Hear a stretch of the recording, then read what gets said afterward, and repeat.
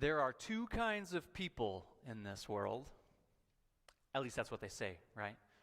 How the common joke starts, the common television trope in whatever arena that we usually hear it or see it. The two kinds of people in this world joke is one of my favorites. I love it for some reason. It's one of those comedy things that I always look for and find and enjoy. One of the beautiful things I think about it is that it always begins the same way, and then it can end in so many different ways. Sometimes it's less of a joke and more of a window into the reality of our condition.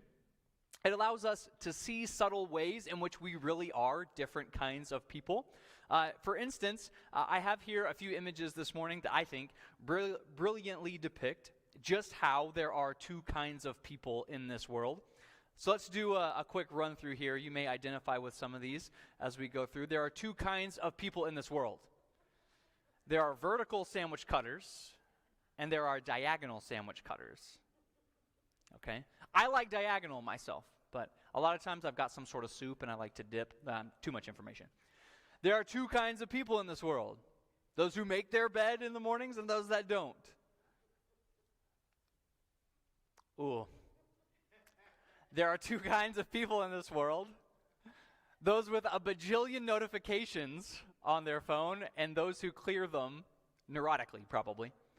Okay, so I'm curious, how many of you in here are the multiple notification people?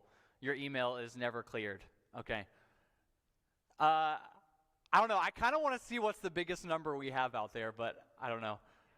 I'll tell you one thing. If Brendan Barnes was in this room, he would carry it all the way. At one time, I think I saw nearly 100,000 in his email inbox. There are two kinds of people in this world. Those who eject the USB from the computer and those who just yank it, right? You either go through the process of hitting eject and it tells you it's now okay, or you're the type of person who just reaches down there and pulls it out. There are two kinds of people in this world. Those that drizzle their ketchup on their fries and those that pour the pool and then dip. And then this next one gets me. There are two kinds of people in this world. Those that use the provided grids on a piece of chocolate, and then you monsters who just bite into it. If you're a bite into it, don't even raise your hand. I don't want to know. It might change how I think about you. So on one hand, you can finish that sentence with a bit of truth. There are two kinds of people in this world.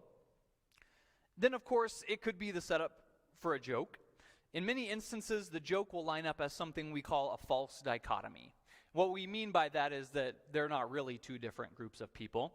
Sometimes it's just an exaggerated preference. For instance, you could say there are two kinds of people in this world. Those that like Diet Dr. Pepper and those that have no taste. But there are also rare instances in which someone pulls off a two kinds of people joke that accomplishes both things. It does show us a little bit about who we are and what we do and make us laugh a little bit.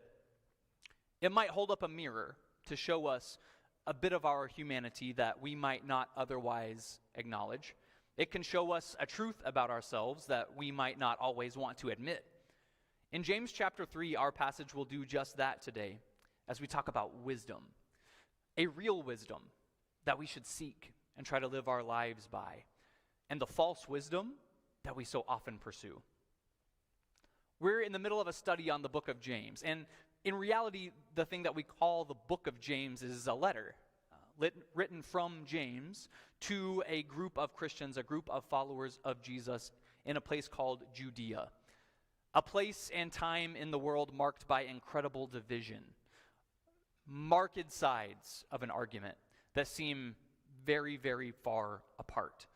A world really known for backbiting and insincere gestures face to face, and then turn around and talk about people behind their backs and sometimes instigate violence against people.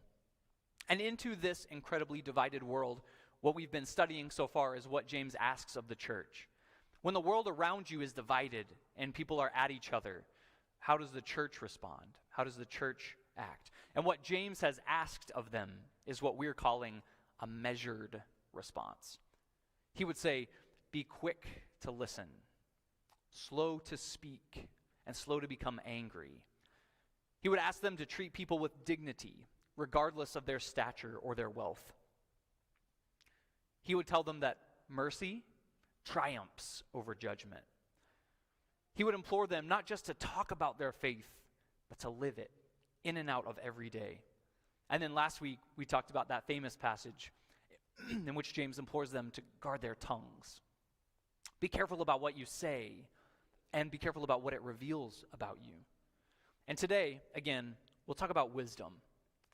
Essentially, James will tell us here there are two kinds of wisdom in this world. There's wisdom, and then there's what the writer of Proverbs might call foolishness. We begin in James 3, starting in verse 13. Who is wise and understanding among you? Let them show it by their good life, by deeds done in the humility that comes from wisdom.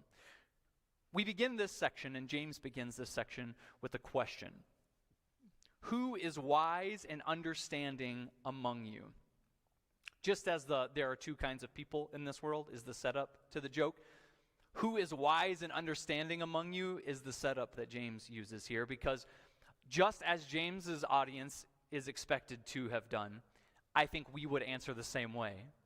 Who is wise and understanding among you? I don't think there's any of us that would say, you know what? I'm actually pretty dumb. I'd better sit this one out. You guys go talk about it, right? We think we're wise. We believe we are understanding. We think we know what's going on. James continues, okay, if you are wise and understanding, if someone is wise and understanding, let them show it by their good life. Have you noticed this theme continue through the book of James? James keeps hammering this point. If you're religious, if you have faith, if you claim to follow Jesus, James says over and over, it should be evident in your life. It should be evident by your actions. Not just because you tell people about it, not just because you talk about faith, not just because you put on your Sundays and you go to the synagogue, but because in the real world, your faith has an impact on your life and you live it. Are you wise, James says? Live it. Live a good life. Live wisely by deeds done in the humility that comes from wisdom. I don't know that until I read this and studied this passage that I had really put those two ideas together of wisdom and humility. I don't know about you, I tended to view wisdom as, of course, wise, right?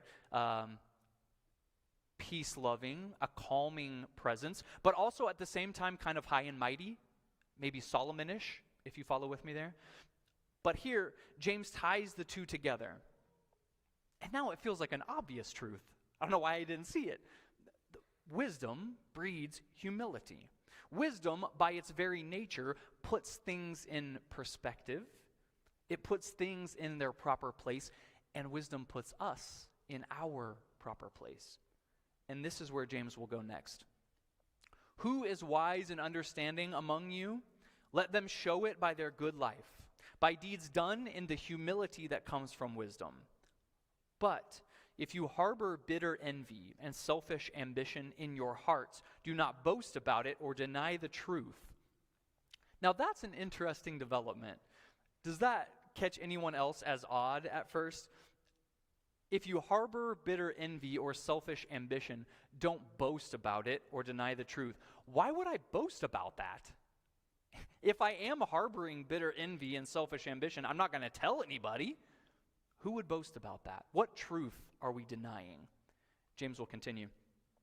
But if you harbor bitter envy and selfish ambition in your hearts, do not boast about it or deny the truth. Such wisdom does not come down from heaven, but is earthly, unspiritual, demonic.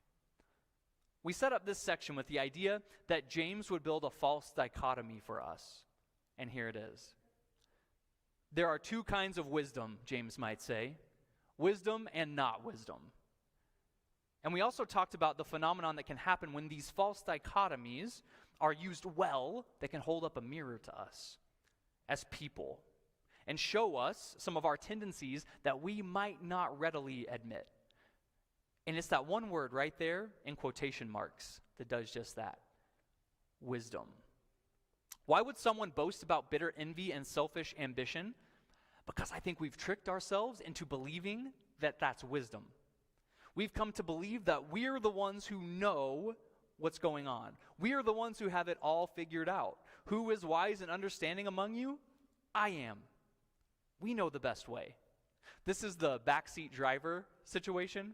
You ever ridden with one of those people, or unfortunately driven with one of those people? Why are you in this lane? Why are you behind that truck? Just go around them. Why did you take this road? I would have taken the other one. Who is wise and understanding among you? Me. I am, of course, and if people would just put me in charge, we could figure this whole thing out. If only people listened to me, we could get some things accomplished here. Don't deny the truth, James says. Let's be honest about our motivations. We like the seat of honor. We like the place of power. We like to be driving the car. We'd like the world to run the way that we'd like to run it. There are two kinds of people in this world: those that universally agree with me and those that are idiots. And as James so brilliantly points out here, it's that sentiment that has a way of feeling like wisdom. Like I'm the one who knows what's happening here. I'm the one who knows the best way to accomplish these things.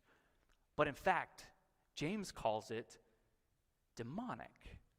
He's going to expound upon that a little bit. For where you have envy and selfish ambition, there you find disorder and every evil practice. And just like I had not necessarily linked wisdom and humility, I hadn't linked selfish ambition, envy, and disorder. But this blew my mind. So think about this with me for a second. This word right there, you have envy and selfish ambition. There you find disorder. Disorder, upheaval, anarchy, you might even say chaos.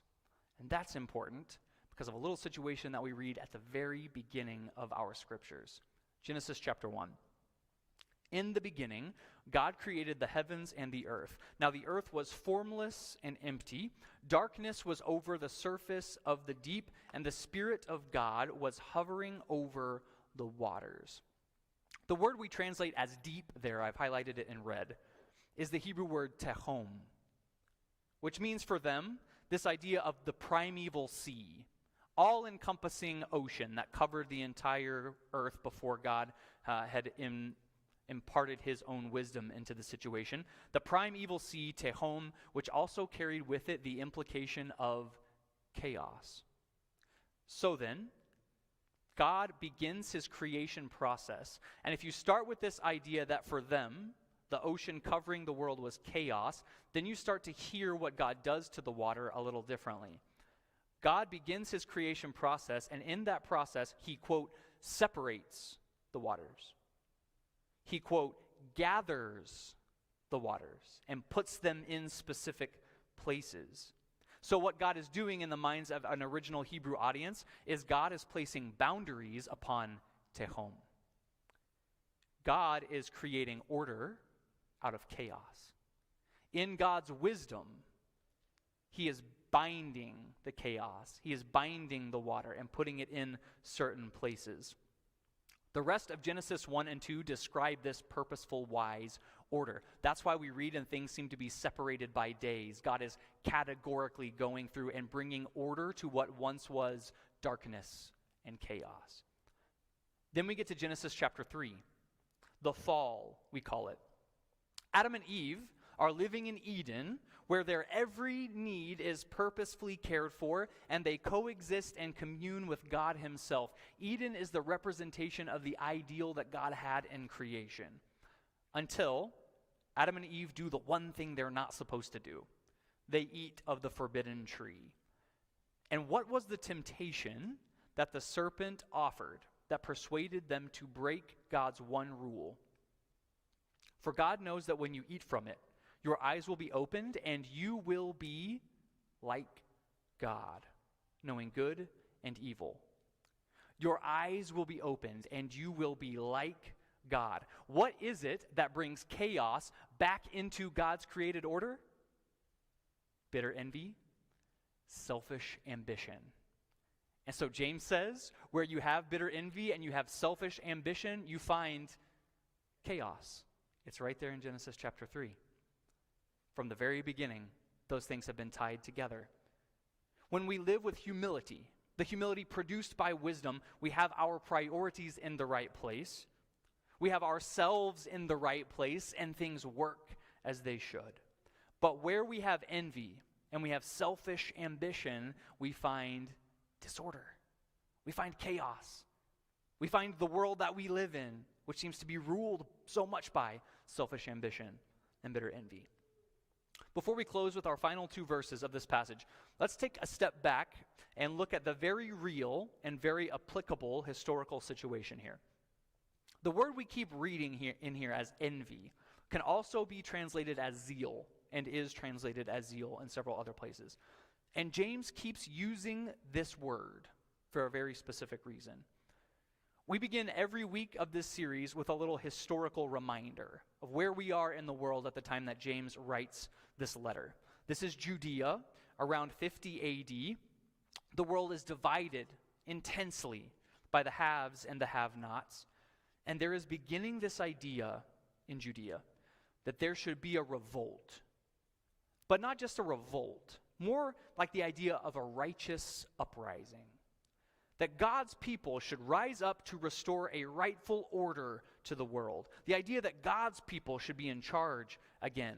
The idea that revolt would actually be an act of devotion to God. And so, what James is doing here is asking readers to be honest about their motivations. What is my motivation for this revolt? What is my true motivation for what we are about to do? And it's into this situation that James will write these next two verses. But the wisdom that comes from heaven is first of all pure, then peace-loving, considerate, submissive, full of mercy and good fruit, impartial and sincere, peacemakers who sow in peace reap a harvest of righteousness. Listen to those words again. Pure, peace-loving, considerate, submissive, full of mercy and good fruit, impartial and sincere. And I love that last phrase, peacemakers who sow in peace. So James is preaching patience and humility and peace. And self-proclaimed prophets are standing in the streets and saying that revolt was not only the only situation to their current problems, it was the God-ordained solution to their specific problems. If you really love God and you honor him, then you will reach out and take back what is yours. So who did they listen to? Did James's audience listen to his advice, or did they allow themselves to be worked up into attempting to overthrow the powers that be? Well, we know from history exactly which one the people of Judea chose. In 66 A.D., they started their revolt. And in response, Judea was devastated. Jerusalem was destroyed. And most of the survivors were enslaved. But the idea of the revolt sure felt like wisdom. And if you read back on some of that, they actually had biblical texts to back their position. They had someone they looked to and said, see, look what he did. That should be us. There are two kinds of wisdom in the world. One is not wisdom at all. It feels like wisdom. But in reality, it is powered by bitter envy and selfish ambition. The other is real. It is godly. And we know it because it produces things like humility and peace. It is peace-loving peacemakers who sow in peace, in case you didn't get enough of the P word there. We know which version the Judeans listened to. But what about us? What about the divided world that we live in? There are two kinds of wisdom in the world. To which will we listen? There are two kinds of people in this world. Who will we be? If we can help you this morning, if we can pray for you or help you in your faith journey in any way, please come and find me up here as we stand together and Josh leads us in one closing song.